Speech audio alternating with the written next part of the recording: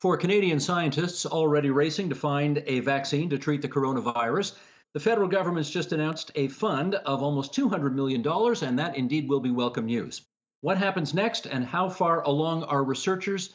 Let's find out. Let's ask. In Toronto via FaceTime, Dr. Alan Bernstein. He is president and CEO of CFAR, the Canadian Institute for Advanced Research.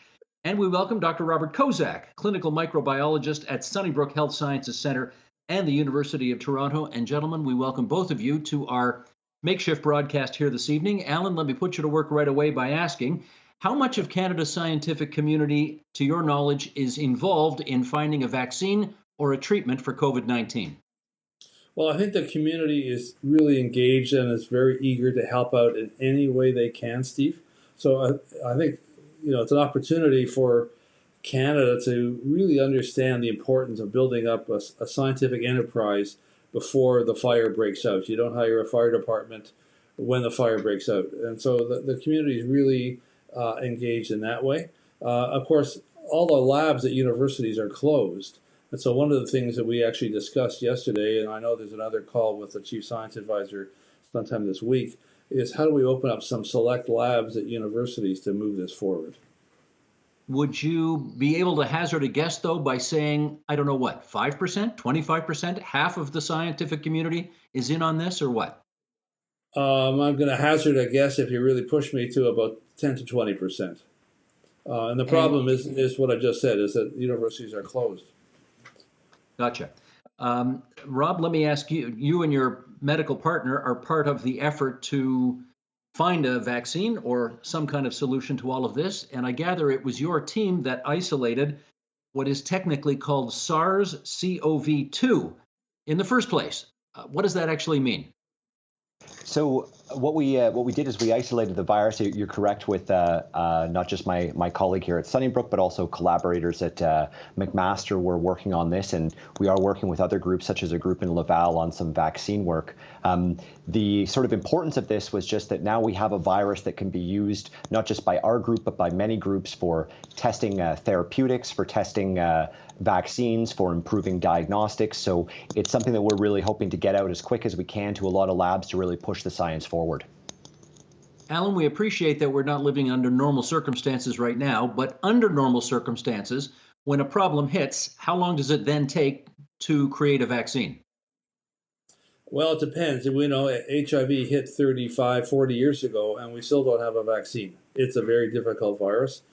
For this virus, I think the numbers that have been thrown around are 1 to 2 years, and I think that's a reasonable time estimate. One of the issues you have to appreciate is to know whether you have a safe and effective vaccine, you have to give the vaccine candidate to volunteers, and there has to be a high incidence of the disease in the population to know whether actually the vaccine candidate is protective. And so when SARS-1 broke out in 2003, we really started, when I was president of CHR, an initiative to develop a vaccine, but the disease disappeared. And so not only was there no need for the vaccine, but it was actually impossible to test it to see whether it was effective. Rob, I'm not sure we're going to get lucky enough to see this thing just disappear, COVID-19, I mean. So help us understand this. On the one hand, as Alan told us, the resources are not really able to be brought to bear in a way that we'd like right now because so many of the labs are shut down. So can you help us understand whether the timeline of a year or two makes sense from your point of view? Absolutely. I think, a timeline for 1 to 2 years is actually quite reasonable. I know, but there are labs working on it that are obviously going to be moving as fast as they can to get the data and to do all the necessary trials. But I think it's something where you don't want to cut any corners because you want a safe and efficacious vaccine, but you want to move as quick as we can. One of the, I guess, a bit of an advantage to this being a global pandemic is even if there, and I hope we are able to control it here in Canada, that we don't see an increase in cases. But if we are able to do a lot of the vaccine work here, there's the possibility for it to be deployed in areas where there are more cases in other countries where it could be used in order to potentially help mitigate their outbreak. Something similar was actually done with the VSV vaccine against Ebola a couple years ago. Now, Rob, reminding you that you're not talking to us necessarily a scientifically literate audience right now, can you take us through a bit of the process of how you and your colleague managed to isolate this virus? Sure. Yeah, my pleasure. So what we did is we were able to take a little bit of sample that we had taken from a patient for diagnostic purposes. So if you came into the hospital, we do a swab of your nose, and it's in a type of media that we then use for PCR to identify the virus. So we took some of the remaining liquid, and then we added it to cell lines which we had a lot of confidence would be able to grow the virus. And we had been communicating with a number of experts who gave us a lot of tips and pointers on how to ideally isolate the virus. And then we just monitored basically for something called cytopathic effect, where you see the virus destroying the cells, indicate that it's growing. And from that point, we then did we harvested the virus, sequenced it to make sure that the genome was that of SARS-CoV-2. And right now, we're just in the process of growing up stocks of it, so enabled to share it with other labs.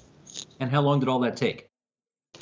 So we got pretty lucky. We had the virus isolated and fully sequenced in just under 3 weeks. Okay. Alan, tell us, where in the Canadian context is scientific research going on right now? Well, there's lots of different efforts going on. You just heard from Rob about what his lab is doing at Sunnybrook. There's a lot of work, of course, on vaccine development in Quebec City, in Vancouver, in Toronto, University of Alberta.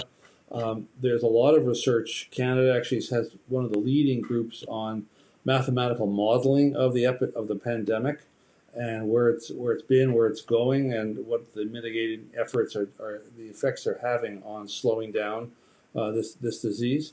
And yesterday we had a really quite amazing Zoom call of over or close to 80 scientists from around the world, everything from disease modeling to vaccine development, with Canada's outstanding artificial intelligence scientific community to discuss how can AI be applied to accelerate the efforts in winning this war against COVID-19.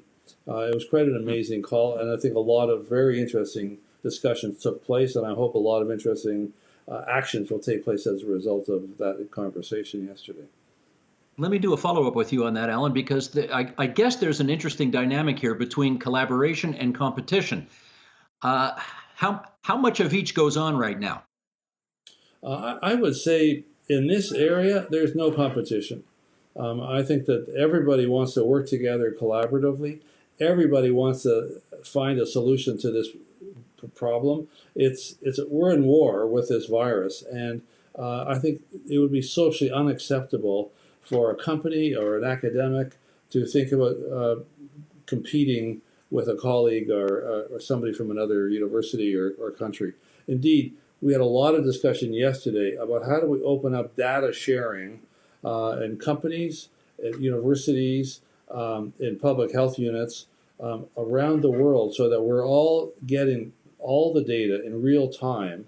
Because as Dr. Tedros at the WHO has been emphasizing, it's about testing, and data. We need the data to move forward as quickly as possible, and that means sharing. And would any of the would any of the information that you gleaned 17 years ago during the SARS outbreak here in Ontario, would any of that be useful to your efforts today?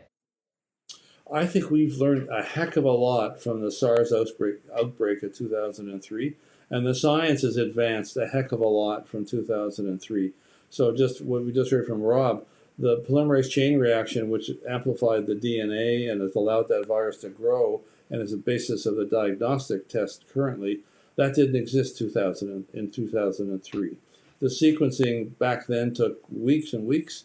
Today it took a few days, and it's an undergraduate exercise at a university. In addition, of course, we now have a public health infrastructure in Canada that we did not have in 2003, and that's been critical in trying to deal with this pandemic. Rob, let me ask you a question about a word that I suspect people watching this or listening to this right now had never heard of as recently as 3 or 4 days ago, and that word is chloroquine. Chloroquine is apparently the name of a drug that President Trump, in a briefing just the other day, mentioned could be useful to getting rid of COVID-19. And apparently, a couple in their 60s in Arizona took it, having listened to the president for their medical advice. He died. She is in serious condition. Can I infer from this that you agree that it's probably not a great idea to take your medical advice from the President of the United States at the moment? You know, I think I always take my medical advice from trusted clinicians. I'm fortunate to work with a number of great ones here at Sunnybrook, and I think it's important for decisions to be made based on the scientific literature. So what is available in properly controlled studies and trials, and that should really be used to inform how patients are managed and treated. Alan, I'd like to give the president, I guess, the benefit of the doubt here. This is a hard question, but what was he thinking in suggesting that there might be a solution around this drug? You'd have to ask him, Steve. But does chloroquine have properties that, to your knowledge, might be useful in this situation? It might, and I think, as Rob just said, this will be settled by a clinical trial, a properly designed clinical trial by trained clinicians who understand how to do trials. It won't be settled by a press conference by anybody. Rob, how do you go about trying to find an existing drug, if there is one, that might provide some relief? Well, there's a number of steps. So the first step will obviously be to do it in cell culture and in animal models. So you'll want to see that it has effect preventing the virus from replicating or effectively killing the virus in these models and not making the animals, for example, more sick. We're at a bit of an advantage if we use drugs that are already licensed because we know that they're likely to be safe in humans. But then really the critical thing is that you need good clinical trials, as I said, run by physicians who can monitor everything, like side effects, determine things like dosing, the dose and the duration of treatment. And that's something that you absolutely cannot rush. Alan, how confident are you, based on your experience in these matters, that there is something out there in existence now that could be helpful? I don't think we know the answer to that question. I can tell you that there are several major initiatives, again, which we discussed yesterday on this Zoom call, of looking at libraries of thousands of compounds and thousands of drugs, combining it with artificial intelligence to look for potential candidates which might be useful against this virus and be safe and effective in humans. So that's kind of a pre-screening to accelerate the search for a useful drug. The other approach, which is to look at the genome of the virus and identify the genes, and then use sort of what is now sort of targeted traditional drug development. What's the structure of the proteins that's encoded for by those genes? And can we develop a drug that will affect the structure of that protein and hence affect their function? That's going to take longer, but it won't take as long as it used to. That's the optimistic view. And so there's a lot of efforts, both in drug companies. MIT just announced a major effort in that regard. There's a group at the chemistry department at the University of Toronto that's using AI and chemistry to do that. So there's a lot of really smart people who are applying state-of-the-art science to do exactly what we all want, which is to accelerate the development of a drug. And with that, Steve, I'm going to have to sign off because I have another Zoom call I've got to be on. I apologize. But not at all. Please don't apologize. We're grateful for the time you were able to give us. And in fact, we went a little over what you said you could give us. So thanks so much for joining us. And we'll talk again down the road, I hope. Okay. Take care. Bye-bye. Okay.